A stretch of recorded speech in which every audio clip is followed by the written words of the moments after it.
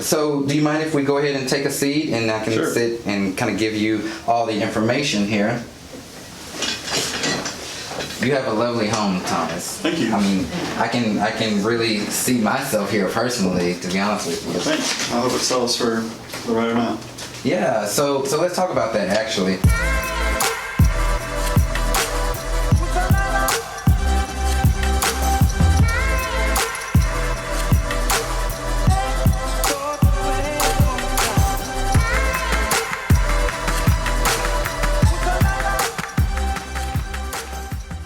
So my reason for being here is for two things. It's to determine the right price for your home so that it sells, and then secondly, to find out if I'm the agent to get that job done.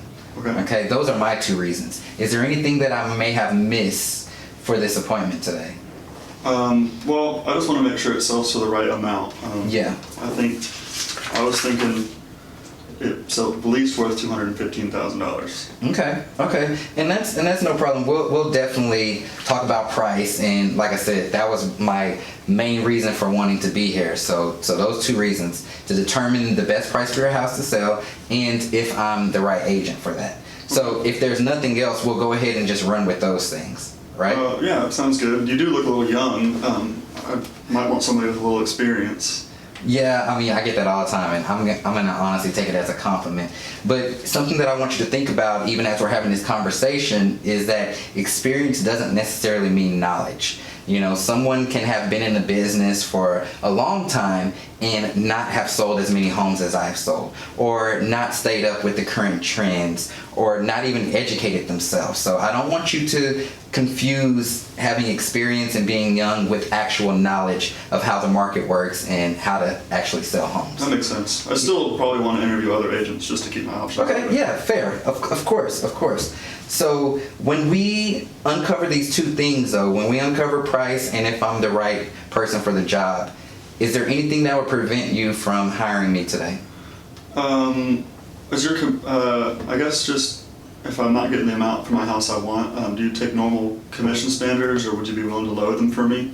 Well, see, we haven't even gotten to commission yet, and I'll be sure to address all your concerns when it comes to commission. Okay. How about this? Did you get a chance to view the pre-listing packet that I dropped off? Nope. Okay, well, no problem. It has a lot of information in there, but I want to focus on one particular area right quick, and that's price, because we can agree that price is important. Definitely. And something that I like to do that you may find some agents don't do is I like to have that pricing discussion here with you instead of just throwing out a price, and then if it doesn't sell, then you're coming at me, then, you know, it just creates a big... So let's go through this together, and what I'm going to do is I'm going to show you some properties. I'm going to show you some properties that are on the market. I'm going to show you some properties that have sold, and then we can determine together the best price for your property, okay? So I'm going to price it as if I was in my office pricing this property. I'm going to do it here live with you. Sounds good. But there's something that I want you to kind of think about, especially when it comes to pricing, and I'm going to correlate that to real estate. And there are three different sectors that we commonly see homes sell in, and we commonly see that are on the market. And one of those is the homes that hope to be the best. You know, they're on the market and they're hoping that they're the best home on the market. Secondly, are those homes that are the best. And then thirdly, are those homes that weren't the best. Which category do you think that you want to be in? I think mine is probably the best. Okay, you want to be in that category where you're the best. I definitely agree with you. Well, there are three statuses that come with real estate properties. They're going to be your active properties, your sold properties, and then your expired properties. Okay. So the active properties are the homes that hope to be the best. Okay? The sold properties are the homes that are the best. They sold, they had a successful sale. Okay. And then there's something called expired homes that weren't the best. They were homes that were listed on the market that didn't sell. So can you still agree that you want to be the best? Absolutely. So we want to get you into that sold category as quick as possible, right? Right. And the way that we're going to do that is through our pricing strategy. Okay? So let's get into the actual pricing. All right? What I want to do this together. Okay, and this is in that pre-listing packet that I sent you as well. Okay. But I want to go through some sold properties so that you can see the homes that were the best. And then I'm going to go through some active properties, some homes that hope to be the best. Okay? So here goes one, and this is actually on your next street over. Do you see how many bedrooms and how many bathrooms? Yep. Total square footage, and then how many days it was on the market. Oh wow, that was fast. It was fast. It was fast. And do you see what it sold for? Yep. All right. And just keep that in mind, okay? I know you have a price in your head. I also like to include pictures for you to actually see the condition of the home. And the reason why I'm showing this to you on an iPad is because we can zoom in and we can really see how it looked on the inside. So with this, you're able to compare your home to this sold one. Okay, how do you think this one compares? It looks nice, but I mean, mine's has an extra bathroom. I think I like mine still a little better. Okay, and that's fair, of course. So here goes another one. This one sold. Do you see the amount of bedrooms and bathrooms, square footage? How many days was on the market on that one? Looks a little longer than the other one, 32. A little bit longer, and this is what it sold for. All right, so let's look at the photos. How does this one compare to yours? This one looks pretty nice. Yeah, this looks a lot like mine. Yeah, and it did sell for a little bit higher. Okay, here goes another one that sold. Here goes the bedrooms, bathrooms, square footage. This one's price is definitely my favorite. This one's price is your favorite. So this one was priced at $231, upwards of $231,000, and I know you said that you wanted to be in the 200s, right? But look how long that one stayed on the market. Right. Yeah, and I know that you want to get to your job quicker, right? Because you accepted a job. Yep, gotta get there. And you're supposed to be there. So as you can see, this one definitely stayed on the market a lot longer. Do you even have 60 days to remain here? No, I don't. I gotta get out of here. So we don't want this to happen to you. But let's look at the photos of this one. What do you think? Yeah, that one's really nice. It's really nice. All right. Oh, looks like I jumped pages here. We get back to it. All right. So here goes another one that was sold. All right. That one went fast too. Yes, 3 bedrooms, 1.5 baths. It went really quickly. Look at the price on that one. So when they go quick, that's all about the lower price. Yeah, it's not necessarily the lower price, but it's how competitive it is compared to the other ones. Okay. And is it priced with the market or is it priced above the market? Okay. Okay, so here you can see the photos. What do you think of this one? Yeah, these last few ones have been really nice. Really nice. And this is something that I always want you to think about when we're pricing your home. I really want you to compare it to the other homes, because think in the mind of a buyer, they're going to probably look at all of these homes because they're all in the same general area. So sometimes when we price high and we're not competitive to these other homes as far as condition goes, finishes, how clean it is it staged or not, it can put us at a major disadvantage. Okay? That makes sense. So now we're getting into the active properties. So these are the people that are hoping to be great. So this one's been active for 26 days now? This one's been active for 26 days, and look at that price on that one. Okay, so it's moving slow. Exactly. But something I want you to remember, this is kind of the price that you said that you wanted to be around. Yep. And you can see what it's doing on the market. Let me show you the inside of it. It's nice. Still a nice home. Yeah. Of course. Here goes another one. So this one is active on the market right now. It's been on for some time right now. Even though you see that this price is under 200, it could still be pretty high. How's it look on the inside? Let's look at that. That's not bad either. So Right. it's just interesting. So this one, do you think this one will go faster than the last one?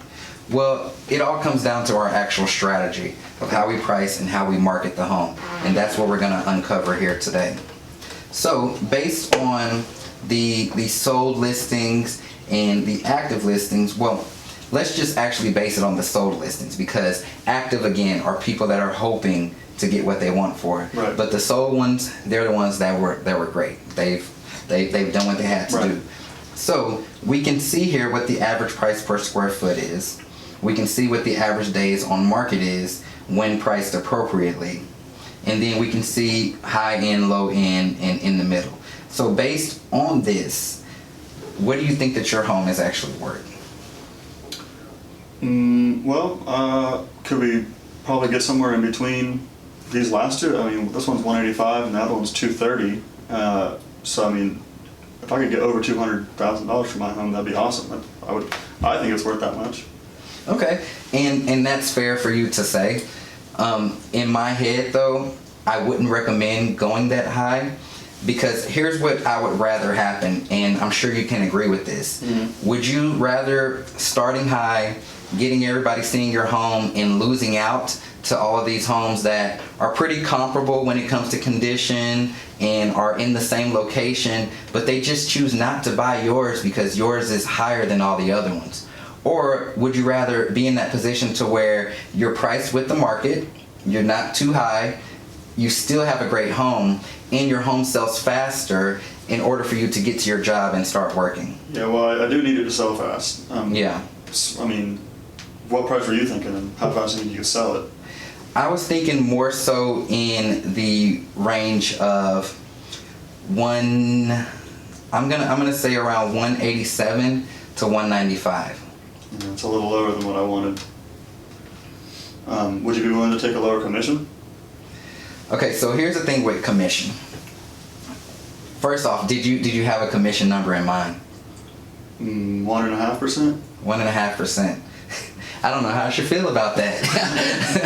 But no, here's the thing with commission that I like to tell people. Are you familiar with a term called opportunity costs? Nope. Okay, so opportunity costs, it comes down to economics. Okay. And it's basically the cost that you will go through by choosing one opportunity over the other. Okay. And let me just break it down to you. So in this pre-listing packet, what you're going to find is you're going to see the things that I do to market the property and get homes sold quicker and for more money. And believe me, that's my goal with you, to get your home sold quicker and for more money. And so there are brokers out there that'll take listings for 1%, 1.5%, and I'm not one of those guys. I'm not the highest, but I'm also not the lowest. Okay, and it comes down to those opportunity costs, because you can know that by paying for a full service agent like myself, I'm going to do all of this stuff to get your home sold.